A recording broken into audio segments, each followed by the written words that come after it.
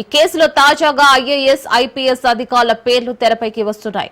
గత ప్రభుత్వ హయాంలో హెచ్సీఏ అధ్యక్షుడిగా జగన్మోహన్ గెలిచేందుకు పలువురు సివిల్ సర్వెంట్లు కూడా కారణమని సిఐడి ఆధారాలు సేకరించింది.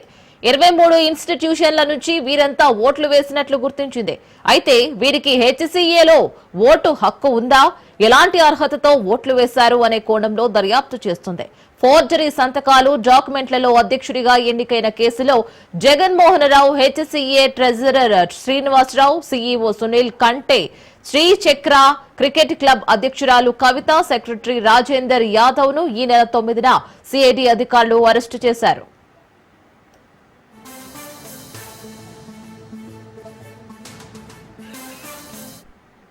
కోర్టు అనుమతితో 6 రోజుల పాటు సిఐడి అధికారులు కస్టడీకి తీసుకుని విచారించారు. నేడు కస్టడీ ముగియడంతో కోర్టులో హాజరుపరచనున్నారు.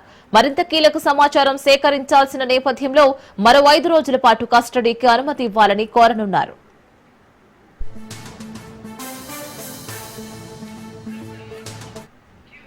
జగన్మోహన్ రావు సహా ట్రెజరర్ శ్రీనివాసరావు, సీఈఓ సునీల్ కాంటే విచారణలో సిఐడి అధికారులు కీలక సమాచారం సేకరించినట్లు తెలిసిందే.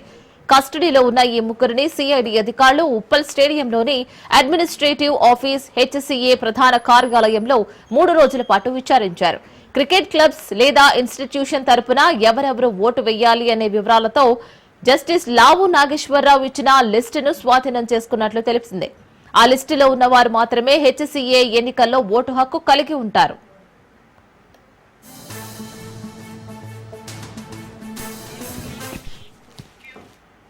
Telangana cricket association Gowlipura cricket club సహా హెచ్సీఏ అధ్యక్ష ఎన్నికకు గల మాన్యువల్, బీసీసీఐ విధి విధానాలకు సంబంధించిన రికార్డులను సిఐడి అధికారులు సేకరించారు.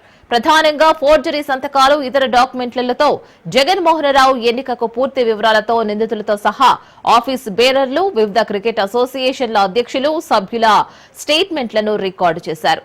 జగన్మోహన్ రావు అధ్యక్షుడిగా ఉన్న సమయంలో జరిగిన హెచ్సీఏ నిధుల దుర్వినియోగం సహా ఐపీఎల్ టికెట్ల విక్రయాలు, క్యాటరింగ్ కాంట్రాక్టుల గురించి సిఐడి అధికారులు కీలక ఆధారాలు సేకరించినట్లు తెలిసింది.